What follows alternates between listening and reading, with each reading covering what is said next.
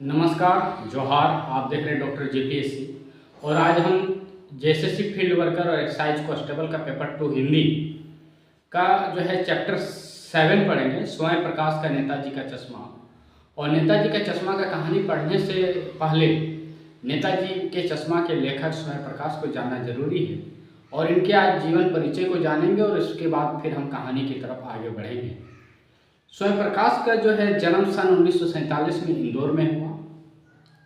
और इंदौर में जो है मैकेनिकल इंजीनियरिंग की पढ़ाई करके एक औद्योगिक प्रतिष्ठान में नौकरी करने के बाद स्वयं प्रकाश का बचपन का और नौकरी का एक बड़ा हिस्सा राजस्थान में बीता। यानी कि जो है स्वयं प्रकाश का जन्म जो है 1947 में इंदौर मध्य प्रदेश में हुआ। और इनका जो है नौकरी और बचपन जो है एक बड़ा हिस्सा जो है राजस्थान में बीता है। ये 2 राज्यों का बात कर रहा है लेखक के जीवन के बाद, राजस्थान और मध्य प्रदेश, है ना। ये वसुधा पत्रिका के संपादन से भी जुड़े रहे। वसुधा पत्रिका जो है एक मैगजीन थी, उसके संपादन से भी ये जुड़े रहे, शायद संपादक थे ये, और संपादन का कार्य निभा रहे थे। 8वें दशक में उभरे स्वयं प्रकाश आज समकालीन कहानी के जो है महत्वपूर्ण हस्ताक्षर है, कहानीकार हैं। और जो है 8वें दशक में इनका जन्म हुआ था। 8वें दशक में ये उभरे थे, इस तरह मान सकते हैं कि 8वें दशक में ये उभरे थे। और 8वें दशक में ही जो है ये कहानी संग्रह के एक हस्ताक्षर बन गए। उनके 13 कहानी संग्रह है ना, अभी तक प्रकाशित हो चुके हैं। 13 कहानी प्रकाशित हो चुके हैं। उसमें से है एक सूरज कब निकलेगा, आएंगे अच्छे दिन। ये लायक लग रहा है, कोट जो है माननीय प्रधानमंत्री ने यहीं से लिया होगा, है ना। ये जो कोट है कि अच्छे दिन आएंगे, हमें लगता है स्वयं प्रकाश के बातों से ही, स्वयं प्रकाश की कहानी से ही जो है मोदी जी ने ये बातें कही होगी। क्योंकि मोदी जी किताबें पढ़ने के बहुत इच्छुक हैं। जैसा कि आप लोगों को जानकारी है, जो भी प्रधानमंत्री मुख्यमंत्री होता है, राज्य के राज्यपाल होते हैं, वो कुछ ना कुछ बुक पढ़ते रहते हैं। और हमें लग रहा है स्वयं प्रकाश के आएंगे अच्छे दिन भी शायद पढ़े होंगे मोदी जी। और जहाँ जाते हैं, जिस राज्य में जाते हैं, कहते हैं अच्छे दिन आएंगे, अच्छे दिन आएंगे। पता नहीं कब आएगा, लेकिन चलिए, माननीय मोदी जी ने ये बात कही है तो स्वयं प्रकाश के बातों से सिद्ध होता है कि स्वयं प्रकाश की किताबों को, उपन्यास को, कहानी को जरूर पढ़ा होगा मोदी जी ने, तभी वो ये बात कह रहे हैं। चलिए आगे बढ़ते हैं।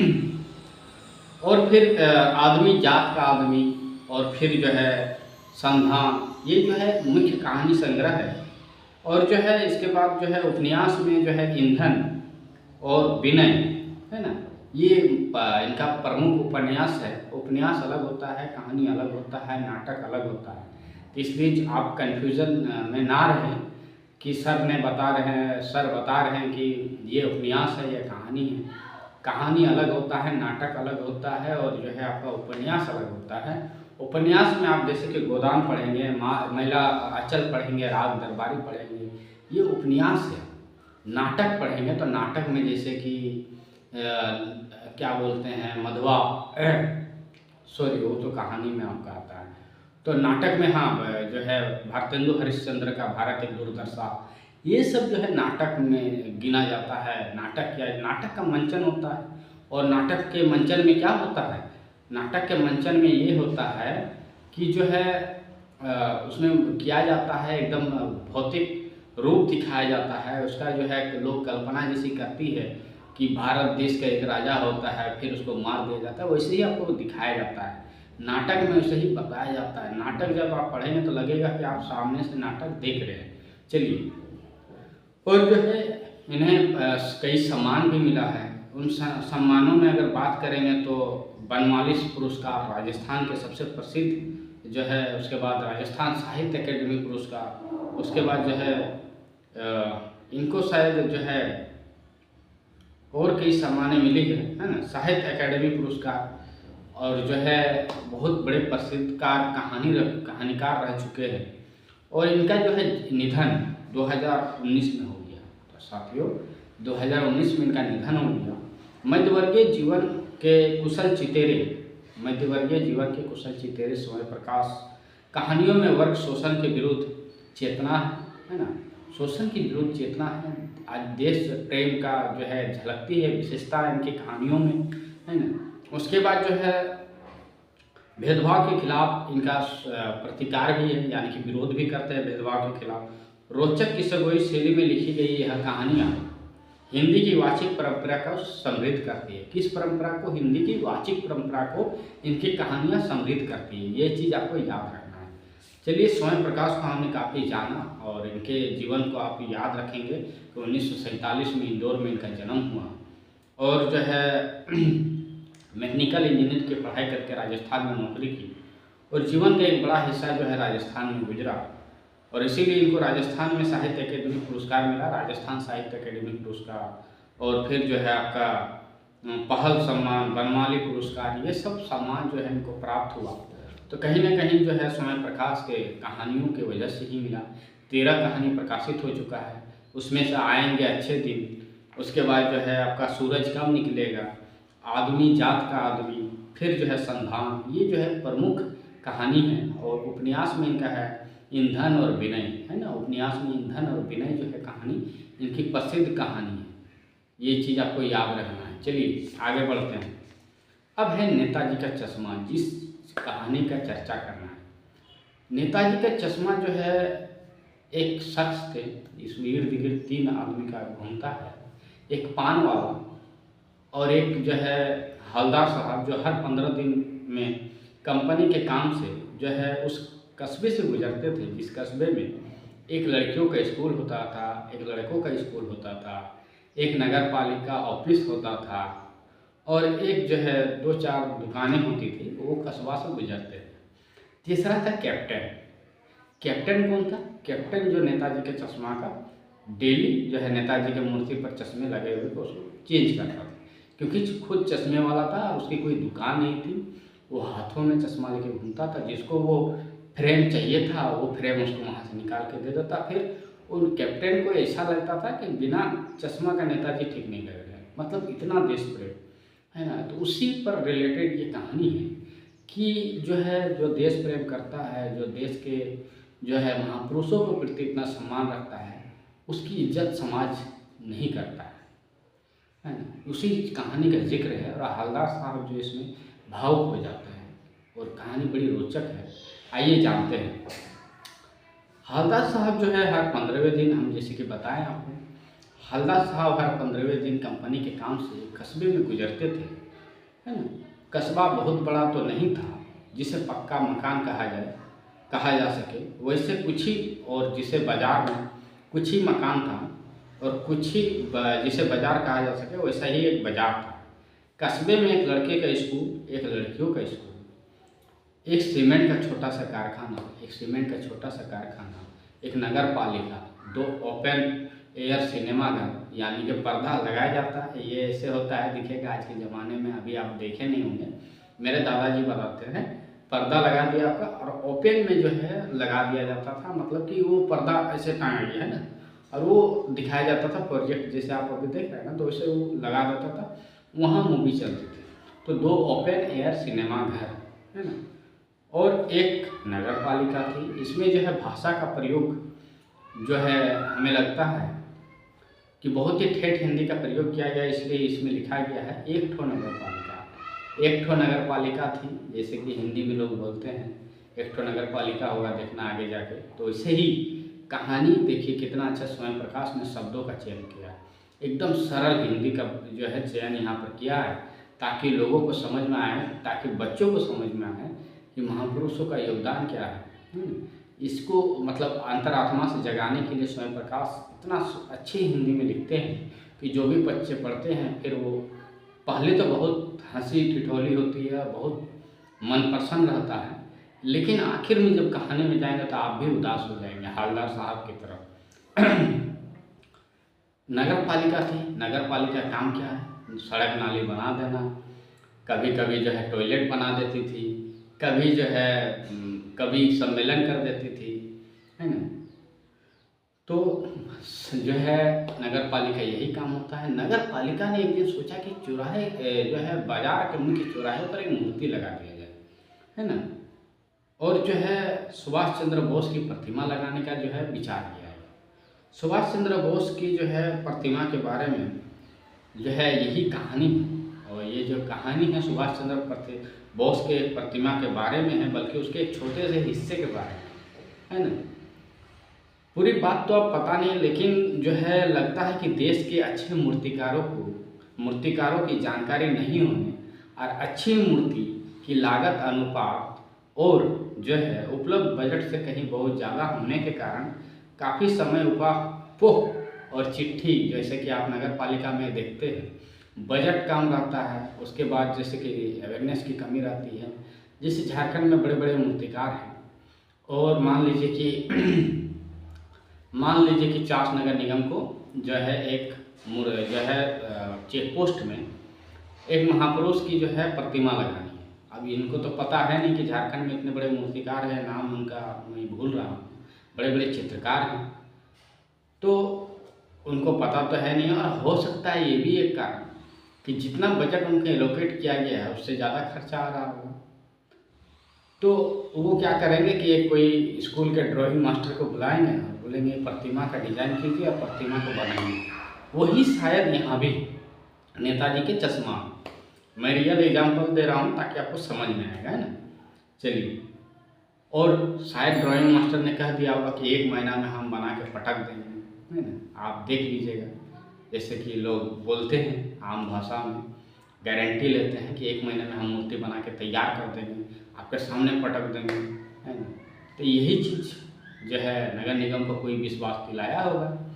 लेकिन मूर्ति बनाते बनाते जो है संगमरमर की मूर्ति का चयन हुआ, संगमरमर से बना, है ना। और जो है कोई 2 फुट ऊंची, मतलब 2 फुट ऊंची जो है टोपी के नोक से, है ना, शर्ट के बटन तक कोई 2 फुट तक जो है मूर्ति की ये जो है हाइट थी, है ना। और इसी को बस्ट कहते हैं, बस्ट, है ना। सुंदर थी, नेताजी सुंदर लग रहे थे, कुछ समय मासूम और कुछ समय कमसीन। तो फौजी वर्दी में लगते थे, कोई भी फौजी वर्दी पहनता है तो बहुत ही खूबसूरत लगता है, ये बात हकीकत है। पुलिस यूनिफॉर्म में बंदा जब कोई भी रहे, गोरा रहे, काला रहे, चितकबरा रहे, लेकिन अगर वर्दी में वो आ जाता है तो देखिएगा बहुत सुंदर वो दिखता है, क्योंकि वर्दी देश प्रेम और ये जो है काफ़ी मायने रखता है, लोगों को आकर्षित करती है। वर्दी का लुक ही ऐसा कुछ होता है। तो आज जो है हमारे सुभाष चंद्र बोस जी, नेताजी, उनकी भी जो है मूर्ति बहुत ही कमसीन और बहुत ही मतलब जो है मासूम लग रही थी, है ना। जैसा कि लेखक कह रहा है, मूर्ति को देखते ही दिल्ली चलो, तुम मुझे खून दो मैं तुम्हें आज़ादी दूंगा जैसे नारों की जो है दोबारा जो है याद आने वाली थी। और जो है इस दृष्टि से यह सफल और सराहनीय प्रयास था नगर पालिका का कि जो है नेताजी का मूर्ति लगाकर फिर वो नारा जिंदा कर दिया, तुम मुझे खून दो मैं तुम्हें आज़ादी दूंगा। फिर उन्होंने एक जो है जैसा कि कहा है कि दिल्ली चलो, है ना, दिल्ली चलो आह्वान कब किया गया कि जब जो है अंग्रेजों के विरुद्ध दिल्ली चलो का ये किया गया, आह्वान किया गया। और वही बात जो है फिर से एक बार जो है नेताजी की प्रतिमा लगाकर जो है नगर निगम में जगा दिया था, नगर पालिका ने, नगर निगम नहीं, नगर पालिका ने। तो जो है एक सामान्य और सचमुच के चश्मे का काला फ्रेम मूर्ति को पहना दिया गया था। संगमरमर का मूर्ति बना, लेकिन जो है चश्मा नहीं बना पाया कारीगर, क्योंकि उसको पता ही नहीं था सीमेंट का कैसे मूर्ति, कैसे चश्मा बनाएंगे, उसको कुछ समझ में नहीं आया। हवलदार साहब जब पहली बार इस कस्बे से गुजरे और चौराहे पर पान खाने रुके तो उन्होंने इसे लक्षित किया और उनके चेहरे पर जो है एक कौस्तुभ बुरी मुस्कान ला दिया कि यह आइडिया, वाह भाई, ये भी क्या आइडिया है ना। मूर्ति पत्थर की, लेकिन चश्मा रियल, है ना। मूर्ति कहते हैं कि ये तो मतलब जो है आपका पत्थर की है, लेकिन चश्मा रियल, चश्मा एकदम नया नया डिजाइन का डेली लग रहा है।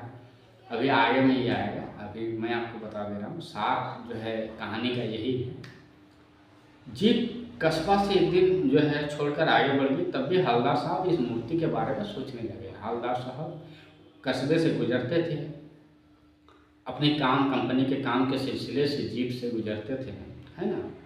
और वो डेली एक पान खाते थे और मूर्ति को निहारते थे, प्रतिमा को निहारते थे, है ना, नेताजी के प्रतिमा को निहारते थे। और डेली उनका ध्यान जाता था कि आज नेताजी का चश्मा कौन सा लगा। तो जो है पान वाले को कहते हैं, है ना, कि वाह भाई, पत्थर तो जो है ओरिजिनल है ना, लेकिन चश्मा अलग अलग, ये शायद जो है मूर्तिकार बनाना भूल गया होगा, है ना, ऐसा ही कुछ कहते हैं। जीप कस्बा छोड़कर आगे बढ़ गई और हवलदार साहब इस मूर्ति के बारे में सोचते रहे। अंत में इस निष्कर्ष पर पहुँचे इस निष्कर्ष पर पहुँचे कि जो है हवलदार साहब सोचते रह गए।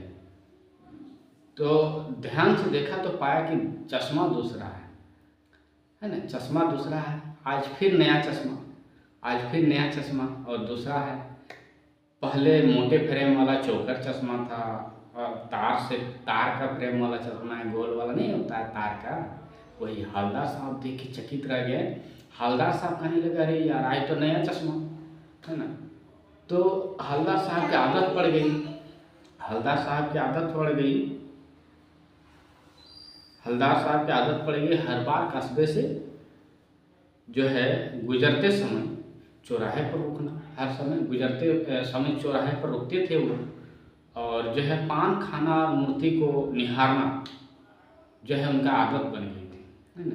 एक बार जब कोतूहल जो है स्थिति बना, तब जब पान वाले से पूछ लिया, क्या भाई, जैसे कि मैंने बताया आपको पहले लाइन में, क्या भाई क्यों, क्या बात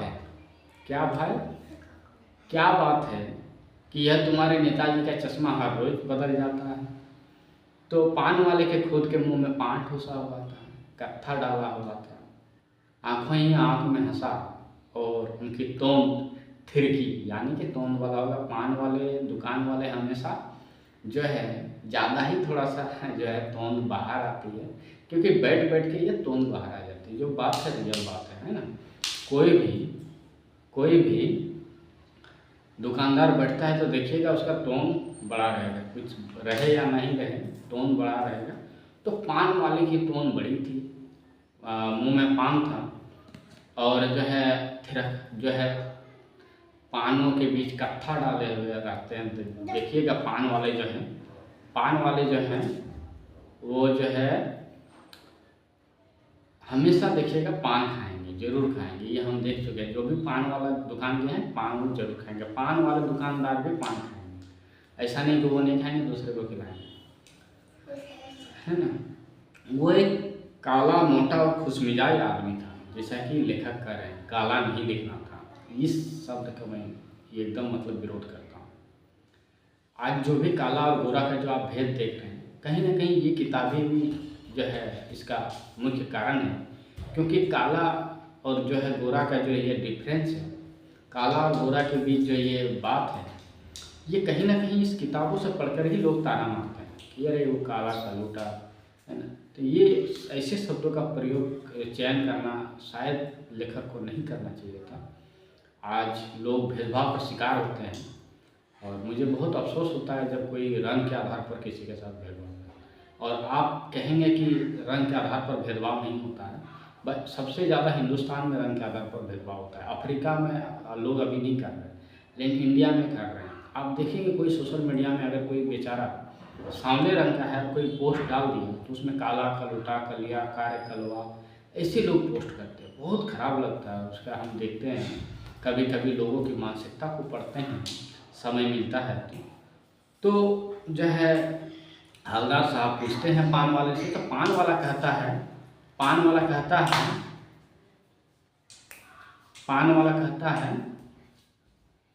कि जो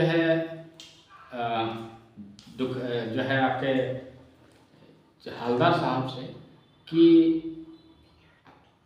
चश्मा चेंज कर देता है, इसका मतलब जो है एक हमारे कैप्टन साहब है ना, कैप्टन साहब है और हवलदार साहब कैप्टन मतलब कंफ्यूज। उनको लगा कि नेताजी सुभाष चंद्र बोस के आज़ाद हिंद फौज के सदस्य होंगे, या फिर जो है या फिर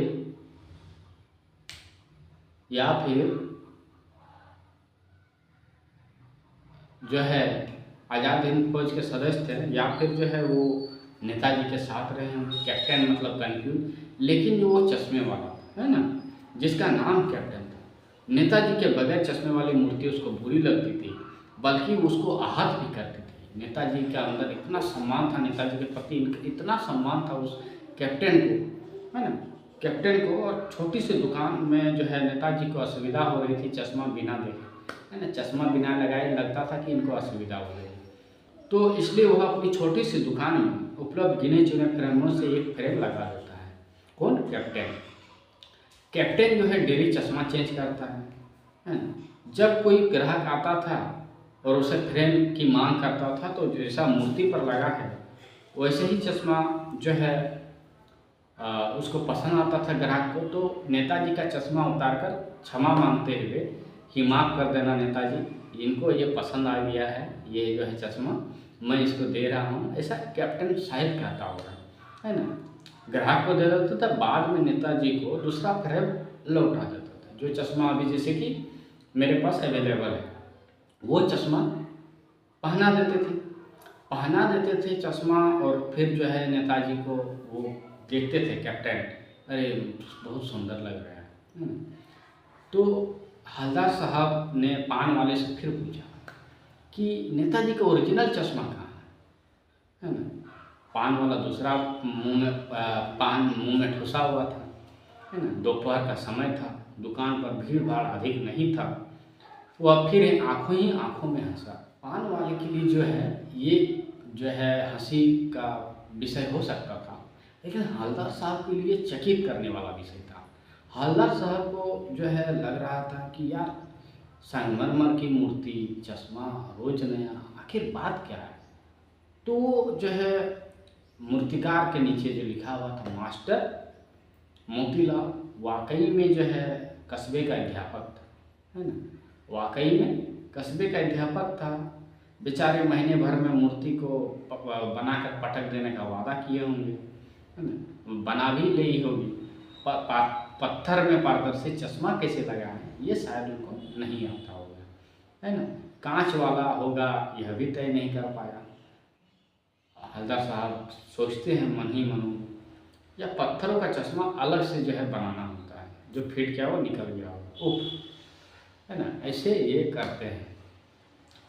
उसके बाद जो है पान वाला नया पान खा रहा था। पान जो है पकड़े जाने पर हाथ में मुंह 1.5 इंची डालता है और दूर रखकर हवलदार साहब को ध्यान से देखा और कहने लगा, है ना, कि जो है अरे वो पागल है, पागल कैप्टन, है ना, वही रोज बदलता है, नया चश्मा लगा देता है ना। क्या कैप्टन? तो फिर हवलदार साहब पूछने लगे, क्या कैप्टन नेताजी का साथी है या आजाद हिंद फौज का जो है भूतपूर्व सिपाही? तो पान वाला नया पान खा रहा था। फिर पकड़े जाने पर हाथ को मुंह में 1.5 इंची दूर करके जो है थूकता है और कहता है, पागल है पागल, वो देखो आ रहा है, पागल है पागल, वो देखो आ रहा है ना, वो देखो आ रहा है, आप उसी से बात कर लो, हवलदार साहब से कहते हैं।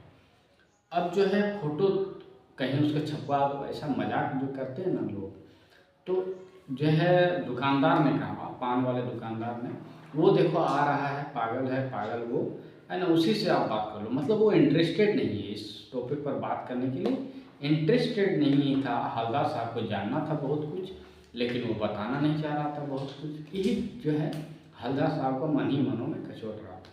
हवलदार साहब को बहुत बुरा लगा कि एक देश प्रेमी को इस तरह से मजाक उड़ाया जा रहा है।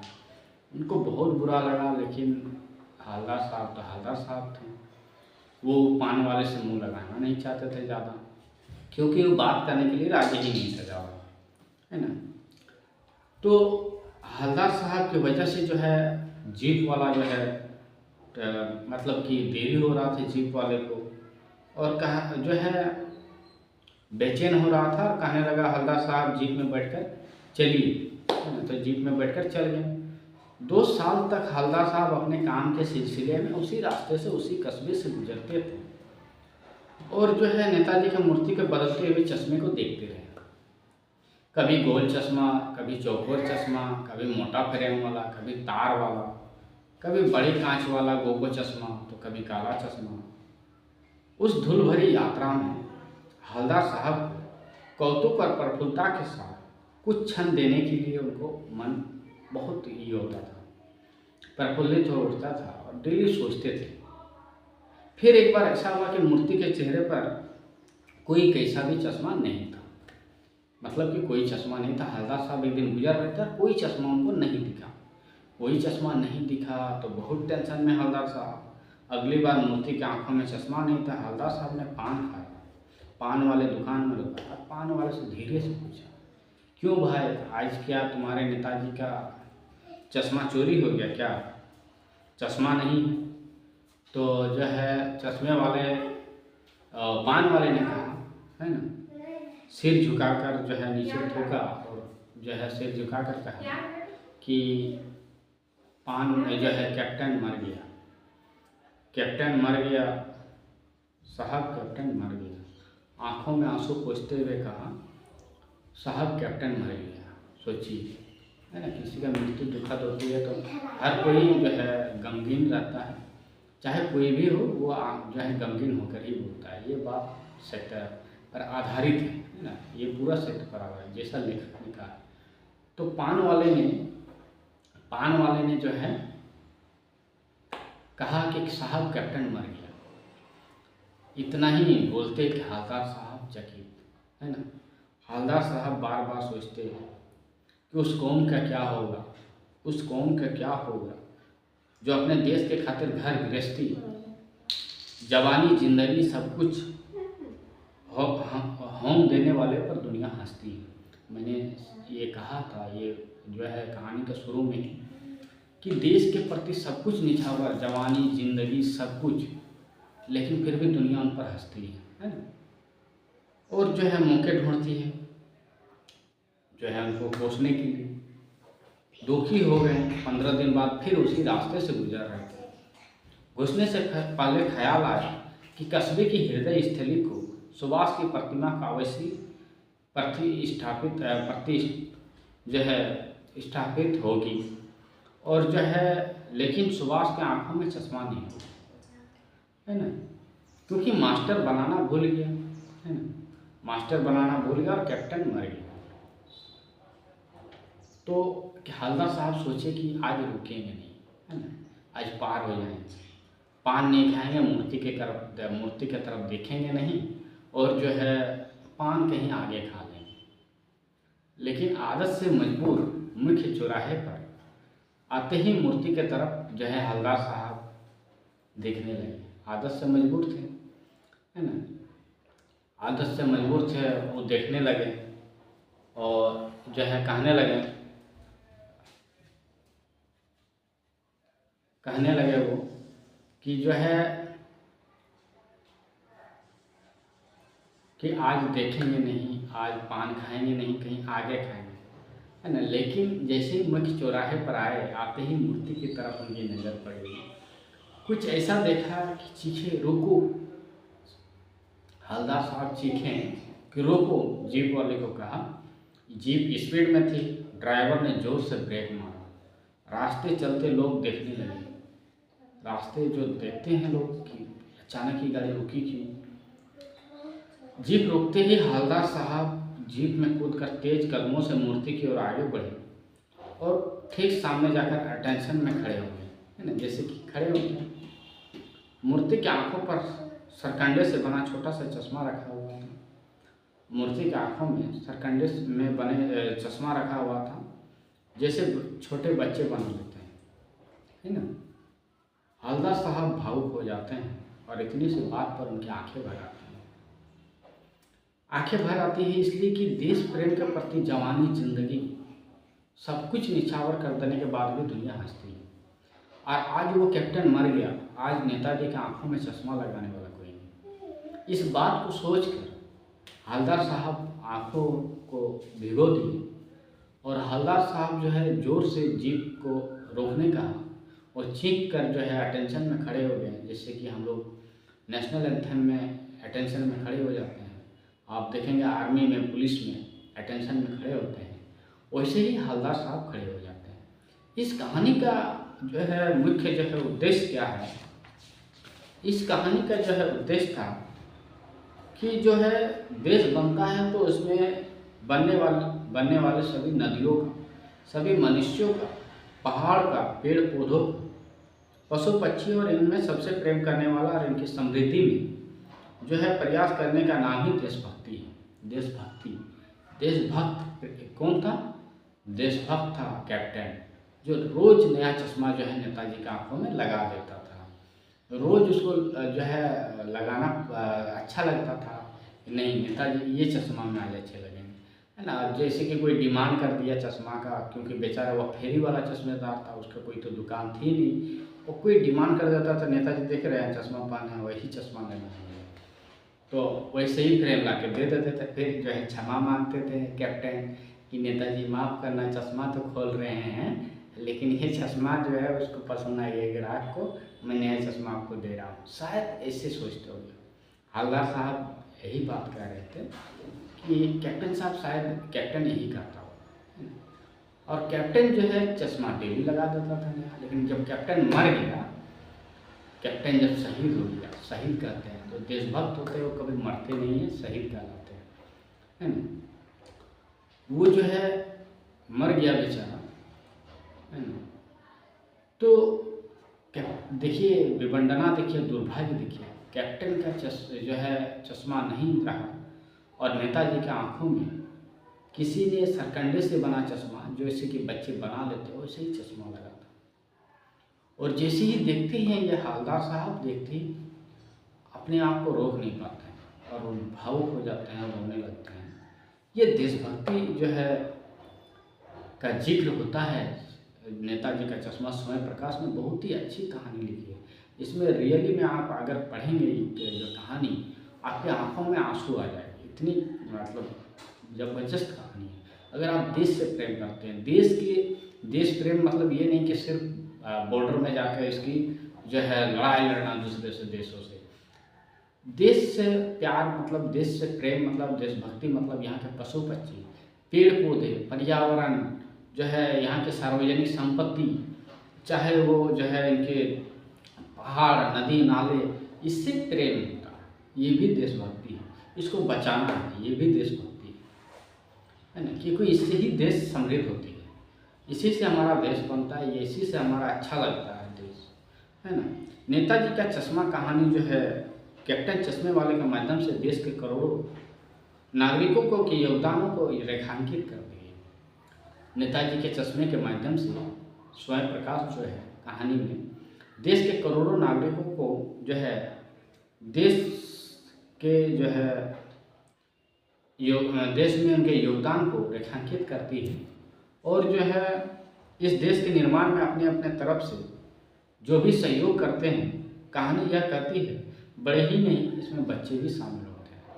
तो देश बनाने में सबका योगदान है, कैप्टन से लेकर हवलदार साहब तक, और इसमें छोटे छोटे बच्चे तक। इसी की जो है जिक्र जो है कैप्टन साहब स्वयं प्रकाश ने अपने नेताजी के चश्मा पर किया है, और नेताजी का चश्मा बहुत ही मार्मिक कहानी है। आप पढ़ेंगे तो आप खुद को रोक नहीं पाए।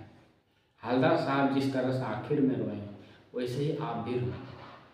अगर आप वैसे ही सोचेंगे तब, ऐसे कहानी की जैसे पढ़ेंगे तो नहीं रोएंगे, लेकिन अगर आप सोचेंगे वही उसी स्थिति में अगर आप चले जाएँ, सोचिए कि हम डेली पार हो रहे हैं, डेली देख रहे हैं, जो आदमी हंसी का पात्र बन जाता है, पान वाले उसका मजाक उड़ाता है, देश में जिसका जो है इतना महत्वपूर्ण योगदान है, नेताजी के चश्मा के बगैर उसको नेताजी की मूर्ति अच्छी नहीं लगती थी। देखिए उसका भी देश में योगदान कैप्टन का भी था। उसी कैप्टन के माध्यम से देश बनाने में जितने करोड़ों लोगों की जो है योगदान है, उस योगदान को जो है रेखांकित करता है स्वयं प्रकाश का नेताजी का चश्मा। आज इतना ही साथियों, और आज जो है हम स्वयं प्रकाश का नेताजी का चश्मा हमने कर लिया, स्वयं प्रकाश के जीवन परिचय को भी हमने पढ़ लिया। आशा है सभी साथियों को जो है वीडियो पसंद आएगी। अगर वीडियो पसंद आएगी तो है लेक्चर आगे फिर भी आएगी, उस लेक्चर को भी देखिए। और हम कंटिन्यू क्लास करा रहे हैं आपके जेएसएससी फील्ड वर्क का, जेएसएससी जो है आपका जो है एक्साइज कांस्टेबल, दोनों का शायद सिलेबस सेम है ना। और मैं आज देख लूँगा कि आपका एक्साइज कांस्टेबल का और कौन कौन सा चैप्टर है। जो चैप्टर मुझे लग रहा है कि आपका सेम है वो मैं आपको लिख दे रहा हूँ, है ना। मैंने अभी एक्साइज कांस्टेबल का देखा नहीं है आपका सिलेबस, आपका हिंदी पेपर 2 एक बार देख लूँगा। अगर यही चैप्टर वगैरह है तो मैं एक्साइज कांस्टेबल वाले को भी जो है जोड़ दूँगा इस ग्रुप में। आप निश्चित रहें, पेपर 2 का जो है जिम्मेदारी मेरी है और जीएस भी आपको जिम्मेदारी मेरी है। मैं अभी 15 तारीख तक जो है आपके दुर्गा पूजा के 20 तक एकदम दशहरा तक जो है हिंदी सिलेबस का क्षेत्रीय भाग 1 कंप्लीट कर देंगे। आशा है सभी साथी जो है वीडियो को जो नए आए हैं वीडियो में वो सब्सक्राइब करेंगे, लाइक करेंगे और शेयर करेंगे। धन्यवाद, जोहार।